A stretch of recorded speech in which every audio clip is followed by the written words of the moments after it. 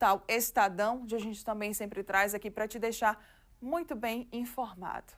Vamos falar sobre esporte agora aqui no nosso jornal. Ela já está aqui comigo, ao meu lado, belíssima sempre. Segunda-feira, após aquele final de semana, onde eu tenho certeza que ela maratonou muito futebol e também ainda teve basquete, né? NBA aí bombou.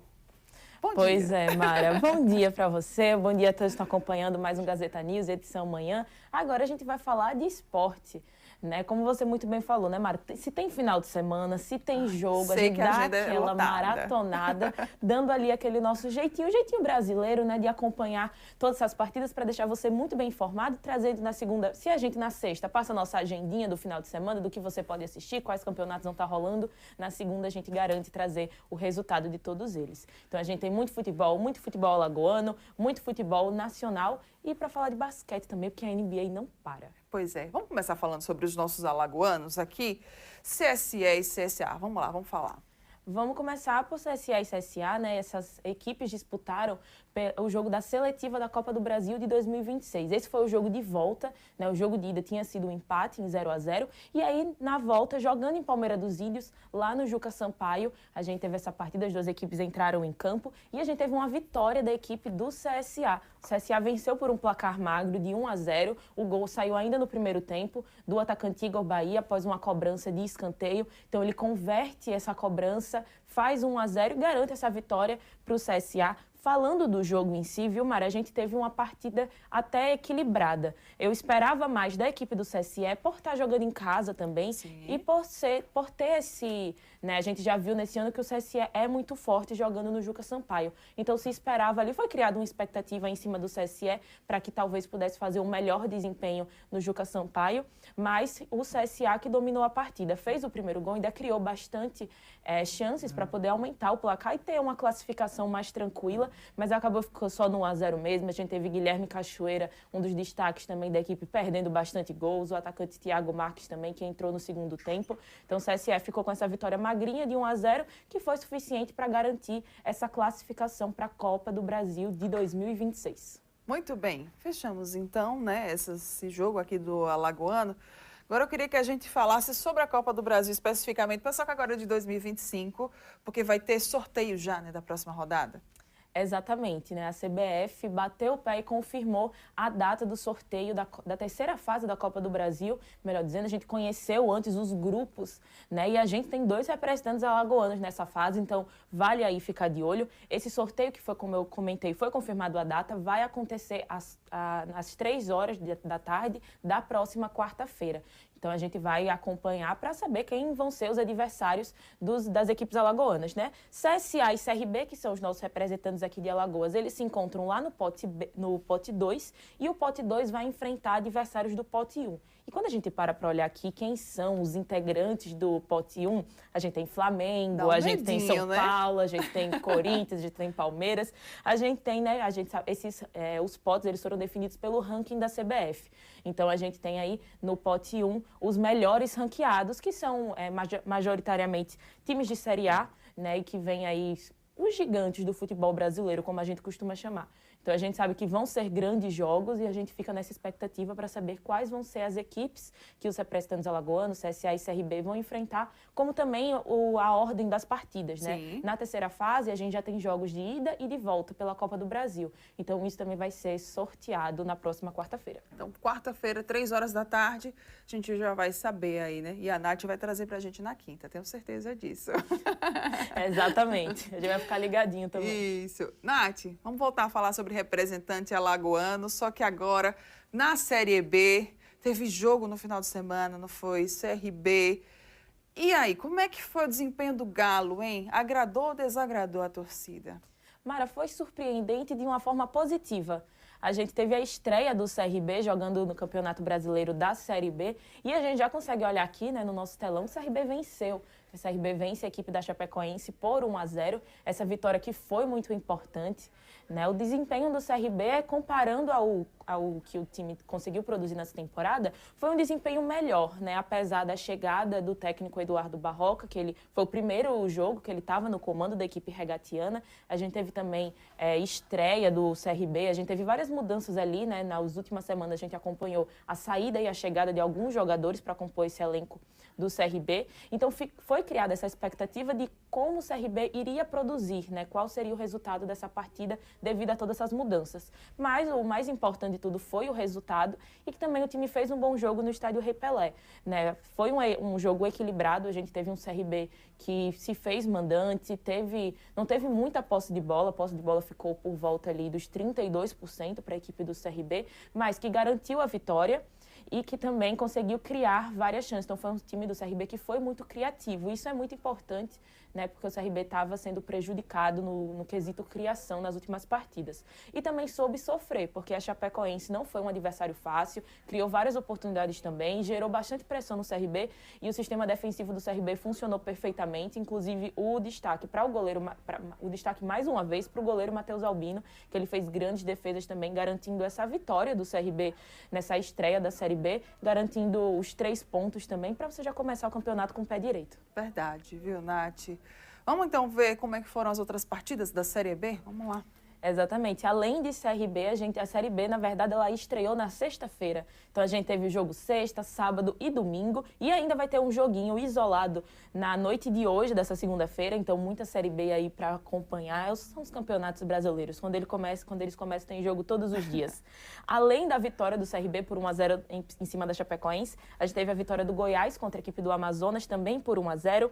O Atlético Paranaense venceu o Paysandu jogando fora de casa por 2-1, também por 2-1. E também jogando fora de casa, o Operário venceu a equipe do Criciúma. Esses 3 jogos aconteceram na sexta-feira.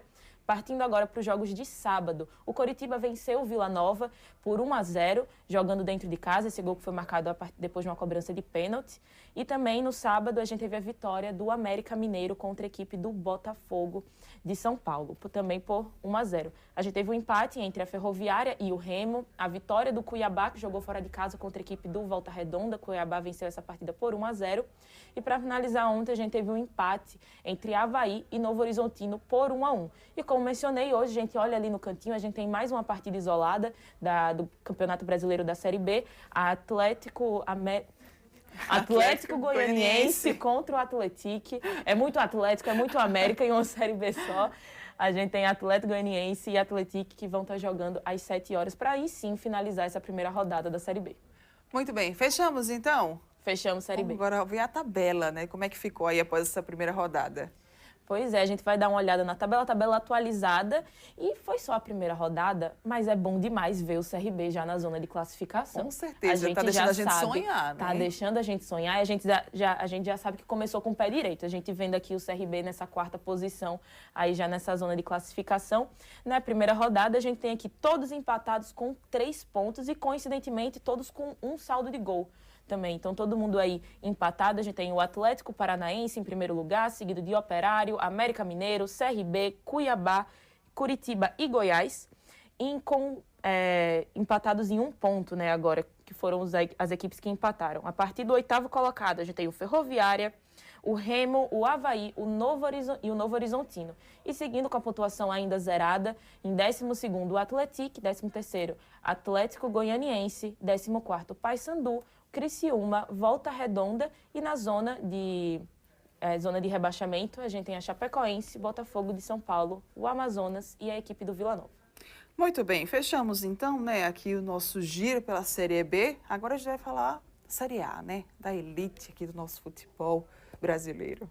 Exatamente. Se em paralelo estava rolando muito jogo da Série B, no final de semana rolou muita partida da Série A também, para dar aquela movimentada, né? Então a gente já começa aqui, a Série A começou no sábado, os jogos, a gente teve jogos no sábado e no domingo.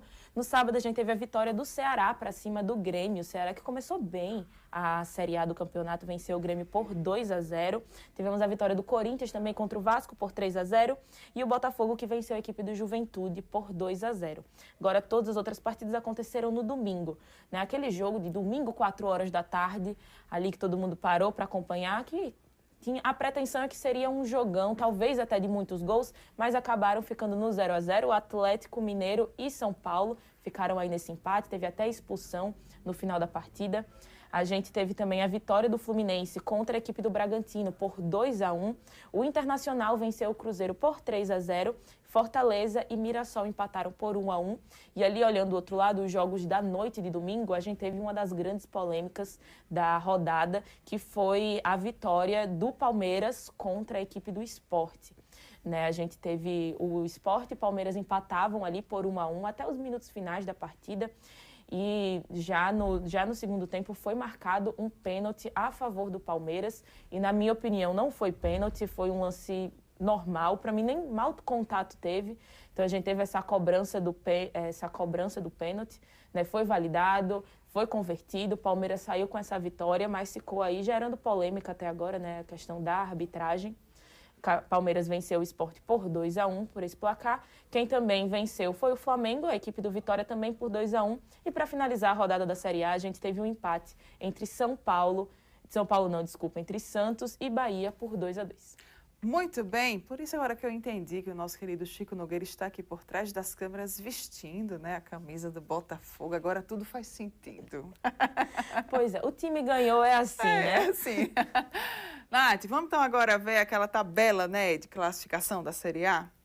Vamos dar uma olhada sim na tabela, como ela ficou a Série A, que está aí na sua segunda rodada. Então a tabela já deu muita mexida aí desde a primeira rodada que a gente teve. E o novo líder agora da Série A é o Internacional, liderando aí com 4 pontos. A gente tem uma grande sequência, como esse campeonato é aquilo, né? Todo mundo ali muito empatado ainda. Então o Internacional líder, seguido de Corinthians, Ceará e Fortaleza, fechando a zona de classificação para a Libertadores. Na zona da pré-Libertadores, em quinto e sexto colocado, a gente tem, respectivamente, Botafogo e Flamengo. Continuando a tabela, a gente tem o Palmeiras em sétimo colocado, Juventude em oitavo, Fluminense em nono. Fechando a primeira página da tabela com o Grêmio em 10º colocado. Olhando ali do outro lado, a gente tem o Vasco em 11º e o Cruzeiro em 12º. Esses em verde são a zona de classificação para a Sul-Americana. E agora, dando seguimento à nossa tabela, em 13º, a gente tem o Bahia, seguindo de São Paulo, Bragantino e Santos. E na zona de classificação, temos o Mirassol, o Sport, o Atlético Mineiro e a equipe do Vitória. Muito bem. E assim, então, a gente fecha o nosso momento de esporte. Nath, muito obrigada pela sua participação aqui junto com a gente. Teve muito futebol mesmo, né? Bem, daqui a pouco, então, Gazeta News Esportes, vocês acompanham muito mais destaques.